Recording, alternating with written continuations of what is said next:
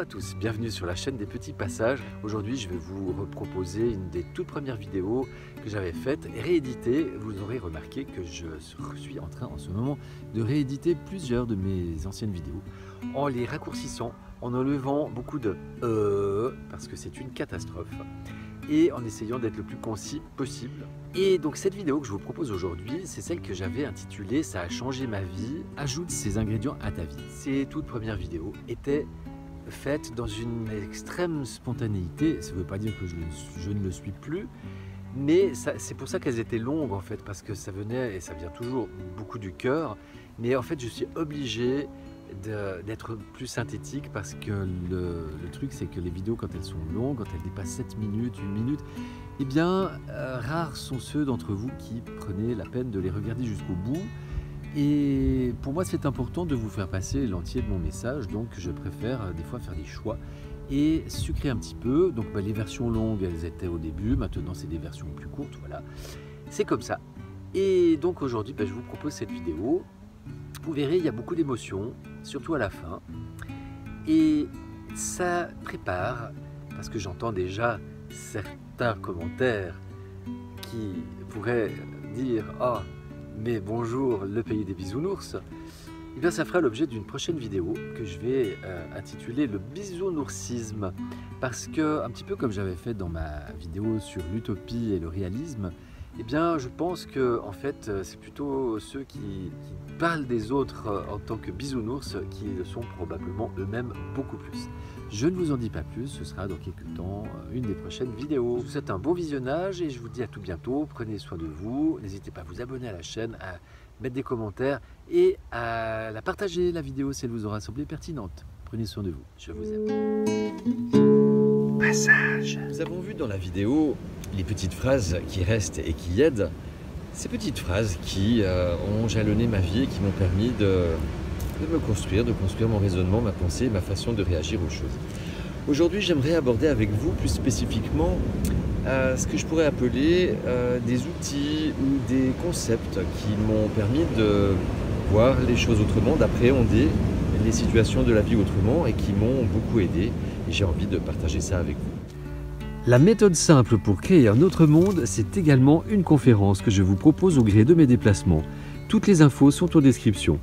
Pour bénéficier de l'ensemble de mon message, restez bien jusqu'à la fin de la vidéo et si elle vous aura semblé pertinente, merci de la partager, de la commenter et de vous abonner à la chaîne. Semons des graines ensemble. Vous pouvez également soutenir la chaîne et mon travail avec une cagnotte dont le lien est en description. Merci à tous pour votre soutien. Passage. Alors la première chose, pardonner, d'apprendre à pardonner. Au début c'est pas facile parce que vous allez pardonner à quelqu'un qui vous a fait du mal. Quand bien même cette émotion vous appartient, la personne a fait quelque chose, a dit quelque chose, pas forcément intentionnellement, mais c'est vous qui avez eu une émotion, un sentiment, d'énervement, de tristesse ou que sais-je. Voilà, et quand bien même la personne l'a fait intentionnellement, essayez pareil de le faire avec peut-être des situations simples au début, mais waouh, ça change la vie. Quand vous arrivez à pardonner à quelqu'un, c'est pas forcément être physiquement en face de cette personne et de lui dire je te pardonne, parce que ça effectivement c'est pas facile. Mais par contre il y a des moyens de le faire de façon énergétique, dans ce qu'on appelle dans l'invisible, en s'adressant à son âme. C'est votre âme qui s'adresse à son âme. Et là, il y a des outils comme les bonshommes allumettes, comme Ho'oponopono, qui permettent de pardonner vraiment à l'autre, de faire ce travail. Et vous allez le ressentir dans votre vie de tous les jours. C'est magique, c'est vraiment magique. C'est très lié à l'amour inconditionnel, hein, tout ça évidemment. Après, les 5 accords Toltec. Alors les 5 accords Toltec, ça aussi, ça fera l'objet d'une vidéo à part entière. Et ce sont les Toltecs qui avaient édicté ces 5 accords. Que ta parole soit impeccable. Donc c'est-à-dire que, en fait, sachant que nos paroles ont une importance dans la réalité que nous créons, dans nos vies, même dans l'univers, c'est important de les soigner, nos paroles, et de faire attention à ce qu'on dit. Alors, ça peut être soigné en termes de jurons, mais ça peut être aussi en termes d'insultes, en termes de ragots, en termes de pas parler de quelque chose dont on n'est pas sûr. Voilà, ça englobe tout ça. Ne pas en faire une affaire personnelle. Très souvent, on a tendance à prendre sur soi une situation. Alors on l'a vu, les émotions de l'autre, mais ça peut être aussi si par exemple au sein d'un groupe, d'une association, on propose quelque chose et notre proposition n'est pas retenue. On a l'impression de prêcher dans le désert et on peut se sentir vexé, voire même blessé. Voilà, c'est pas la fin du monde non plus, mais par contre, c'est pas parce que en apparence ça n'a pas mordu à l'hameçon que ça n'aura jamais d'incidence. C'est des graines qu'on sème, et puis des fois il y en a qui germent, d'autres pas, mais des fois il faut du temps aussi. Ne pas juger.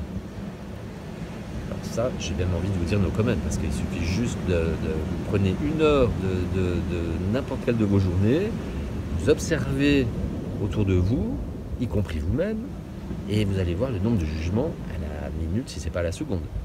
On est tous dans le jugement. Et c'est pas bien. C'est pas bien. C'est un jugement de dire c'est pas bien. C'est pas souhaitable. Parce que qui est-on pour juger l'autre déjà? Et puis une situation, elle est un événement, il l'est. Hein. Mais par contre, ce qu'on peut changer, c'est notre interprétation et notre réaction. Donc si y a tel et tel événement qui arrive et qu'on juge que c'est pas bien, que c'est négatif, que oui, on peut être que triste, qui est énervé, voilà. Oui, c'est un jugement de la situation. Le truc, il est là. Il y a moyen de réagir différemment.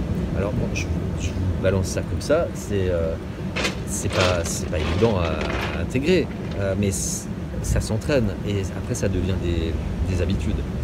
Ne pas faire de suppositions. Ça aussi on est champion parce qu'au lieu de dire je sais pas, quand on nous pose une question, on a tendance à broder quelque chose et à faire une supposition. Je sais pas, peut-être qu'il a été là, machin, oui il m'a pas téléphoné aujourd'hui parce que si, parce que ça, non il m'a juste pas téléphoné. Toujours faire de son mieux. Et à partir du moment où tu fais de ton mieux, même si tu te plantes, c'est moins grave. Et c'est une question d'intention, toujours. La patience, prendre la patience, ça change la vie aussi. Quand on a envie que quelque chose se passe à une telle échéance, à un tel moment, puis ça se passe pas, voilà, travailler sur cette question, ça aide énormément. Ouais, accepter que les choses se passent ni dans le temps qu'on aura souhaité, ni comme on les a souhaitées. La notion de détachement aussi, se détacher des choses. L'exemple qui me vient, c'est si par exemple vous êtes dans un endroit collectif et que systématiquement la cuisine n'est pas rangée, la vaisselle n'est pas faite, les gens ne lavent pas leur assiette et leur couvert, les casseroles ne sont pas lavées, ça peut vous énerver, surtout quand c'est répétitif. L'enjeu, c'est justement d'arriver à appuyer sur pause, de se dire, ok, donc là, voilà, j'arrive le matin à la cuisine et c'est comme ça. Réaction initiale, caricaturale, que j'ai toujours eu, m'énerver, ou alors, autre réaction, se dire, bon, voilà, c'est comme ça, mais je peux aussi ne pas m'énerver, prendre du recul et de la distance. Dans un second temps, je pourrais parler avec les intéressés et dans un mode doux, leur expliquer que voilà, peut-être qu'il serait intéressant qu'ils mettent un peu plus de conscience dans leurs actions, et si tout le monde fait comme ça, c'est pas juste non plus, parce que c'est pas juste que systématiquement quelqu'un fasse la vaisselle pour les autres, c'est un peu comme la maman avec ses adolescents. Enfin, il y a plein de possibilités, mais ouais, le détachement, ça aide. L'impermanence des choses, accepter que les choses ne sont pas permanentes et ne durent pas toujours, dans le sens que si par exemple vous êtes le gamin qui fait son château de sable au bord de la mer et puis la mer monte et à un moment donné le château il est détruit, mais ça peut être à d'autres niveaux également. Le cas extrême, c'est vous perdez votre maison dans un ouragan ou dans un incendie, c'est un deuil. Mais se dire qu'effectivement, même sa maison peut ne pas être définitive, ça fait partie de l'impermanence des choses. Et accepter Parce que l'acceptation, c'est aussi un maître mot.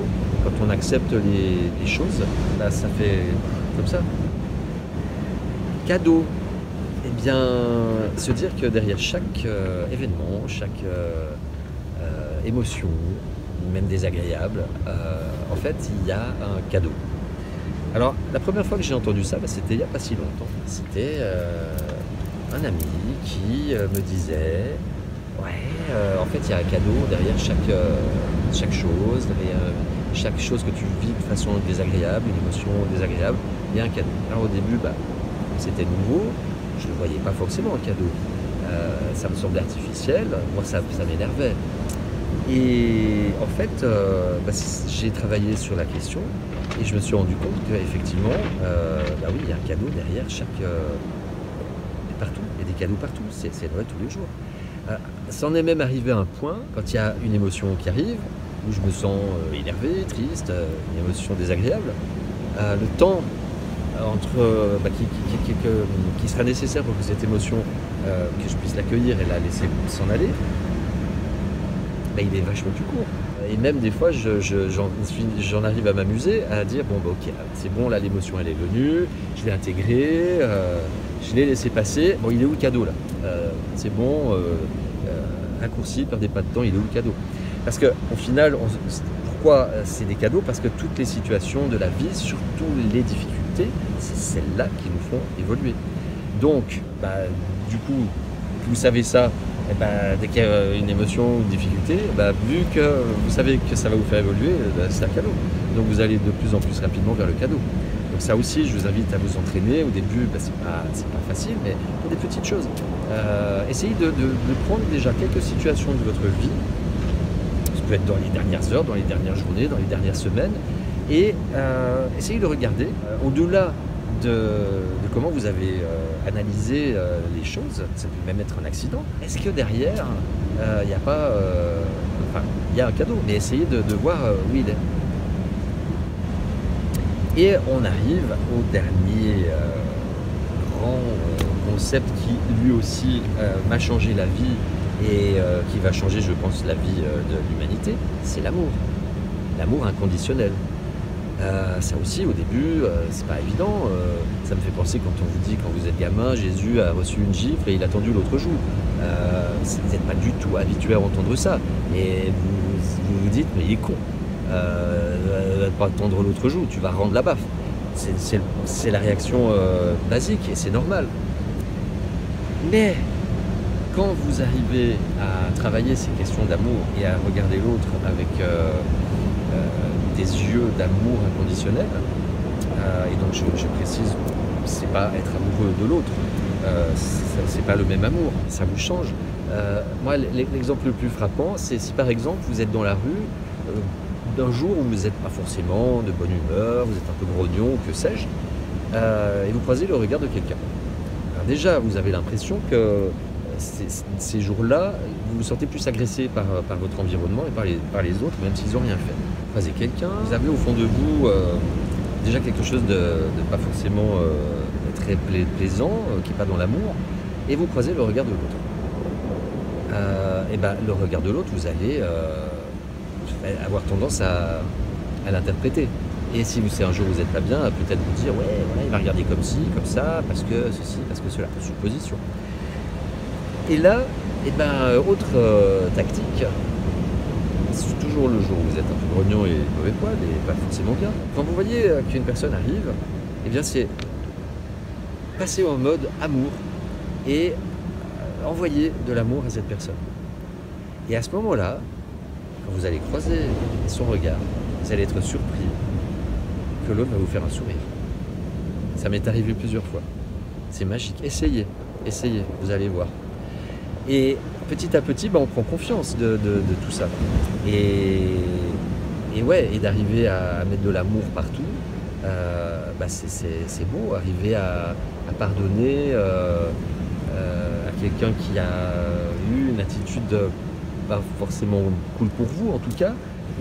L'exemple qui vient de m'arriver juste là, hier, j'ai eu une situation un petit peu conflictuelle avec le patron d'un restaurant, bar. J'avais pas fait attention que la chaîne avait été mise parce que c'était fermé. Et j'ai été aux toilettes et j'avais pas mis le masque. Et c'est vrai que j'avais déjà eu une occasion une fois, il m'avait dit que c'était important pour lui que les gens mettent le masque parce qu'il est diabétique et donc en fait il a peur, il est dans la peur pour lui, il a le corona circus qui lui est monté à la tête et donc il a peur. Moi j'ai envie de respecter cette peur. Et donc je me suis aperçu qu'il avait, il m'engueulait mais gentiment. Et je sentais que ce monsieur, au fond de lui, c'était quelqu'un qui avait un grand cœur. Il était juste stressé.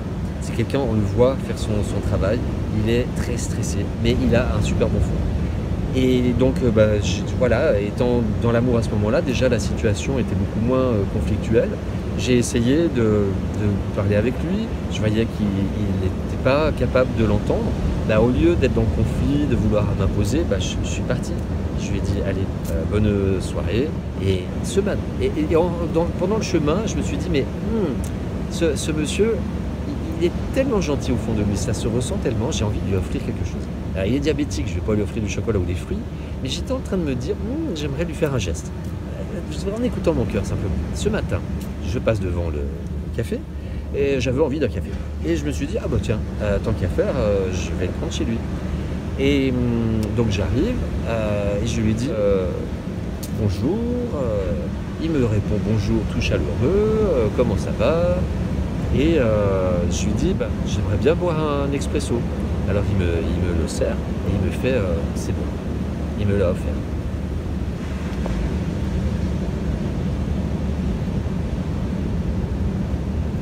Voilà. Ouais, il y a une grosse émotion qui monte là. Parce que c'est beau. Essayez de mettre de plus en plus de l'amour, de saupoudrer de l'amour partout. Vous allez voir les changements. Et je peux vous assurer que le monde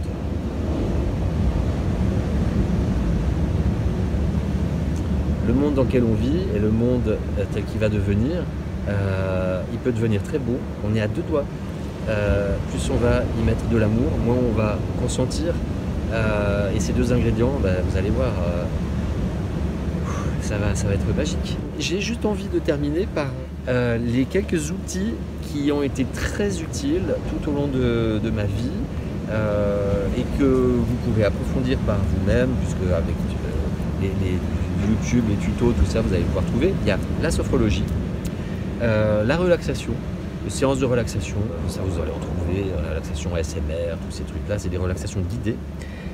Auto-hypnose, la limite est ténue entre relaxation, hypnose, auto-hypnose, hypnose guidée, mais à un moment donné j'avais fait une petite formation d'auto-hypnose et d'hypnose, et c'est vrai que pendant longtemps ça m'a aidé. Je commençais la journée par une petite séance d'auto-hypnose, suivie d'une méditation. Là le matin c'est devenu le rituel, c'est yoga, la salutation au soleil, et une petite méditation, pas forcément très longue, mais voilà. Alors, en mettant, on pourrait rajouter à la liste la gratitude. La gratitude, ça veut dire merci. Remercier la vie, l'univers, la nature, les gens. Remercier. Remercier pour ce qu'on vit au quotidien. Vous savez, nos anciens, ils bénissaient la nourriture. Et après, au fil du temps, on a fini par se moquer de tout ce que faisaient nos anciens, y compris de bénir la nourriture et de remercier. Donc ça, c'est fait dans une approche catholique, donc formatée, mais ça, j'en ai parlé dans une de mes premières vidéos. En fait, tout n'est pas à jeter dans la religion. C'est la façon que les catholiques et probablement d'autres religions, mais je peux parler que de celle que je connais le mieux, en ont fait. Mais remercier Dieu, remercier l'univers, être dans l'amour, oui, ça, vous pouvez pas être dans le faux en faisant comme ça.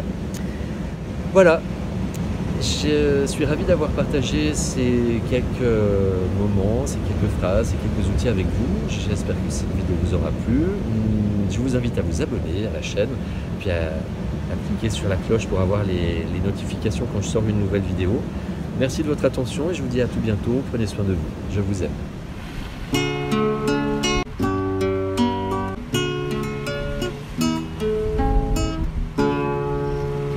petit passage. Passage.